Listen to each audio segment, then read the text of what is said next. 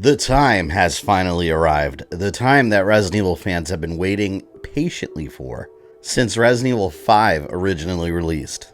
Jill Valentine has returned. She's not back in a video game, she is back in a movie, but she's still back. That's what matters.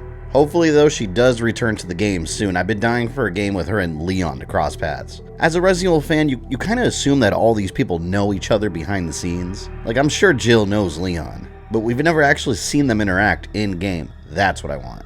Instead of a game, we're getting another CG movie, and it looks pretty cool. Here's our first look at Jill. Our girl Jill Valentine right here in a really quick shot, confirming that she is in the new movie. I do like that they were more inspired by her RE3 remake design. Here she is shooting with ear protection on, implying that she's probably back on duty. Assuming this even takes place after Resident Evil 5, we'll talk more about that. We really don't know. Last time we saw Jill, she was communicating with Barry via email and she was recovering from all the Wesker stuff. But now, what is this new movie?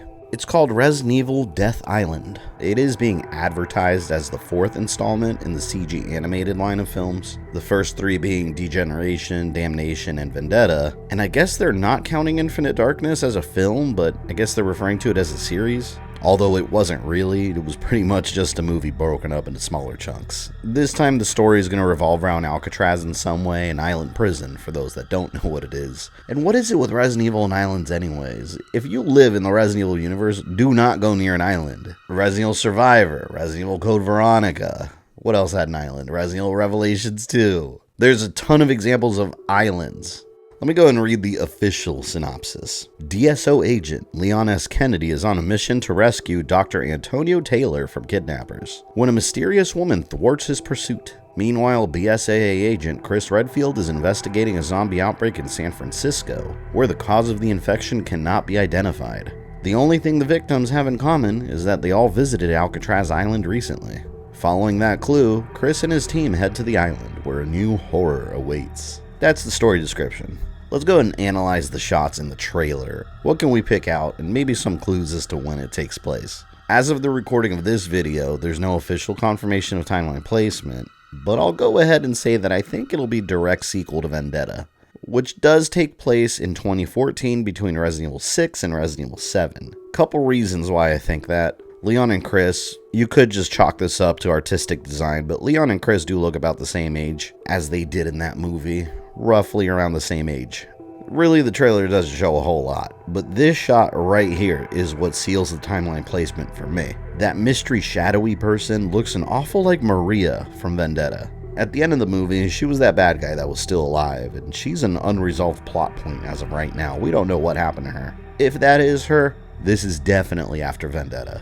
Also, Rebecca's name is on a coffee cup. Sure, it's not a big deal. It's just a name on a coffee cup. It could mean anything. And we don't know whose hand that even is. But Rebecca did make her Resident Evil return in Vendetta. Could we see or hear from her again? We get plenty of shots of Alcatraz too. Looks like there's an outbreak inside the prison. In real life, the prison itself is decommissioned, so it's more of a tourist attraction now. In the Resident Evil universe, looks like we've got the same situation. And we see Chris here taking a tour boat of some kind. And if you look at his clothing, he looks very vacation comfortable, vacation Chris. Although there is a giant shark or something right under the boat. This right here makes me curious if we're going to get some hint of T-Abyss. Is that going to make a return from Revelations? Since we do have some aquatic threats here technically. Here you see what looks like swimming lickers, a big shark whale monster thing, and whatever the hell these things are with the little purple spots. That's something new, maybe some kind of spores in the air.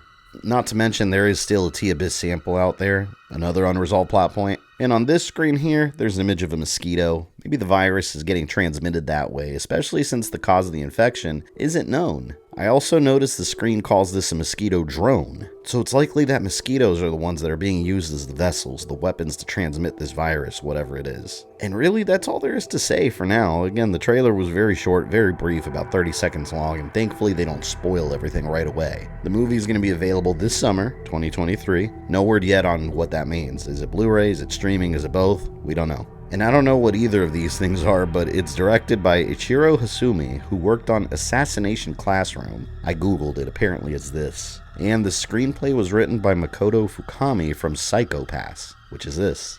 So there's that. What do you guys think of the trailer? When do you think it takes place? What theories do you have? Leave me your thoughts on the trailer. Start the conversation below. I will catch you guys later.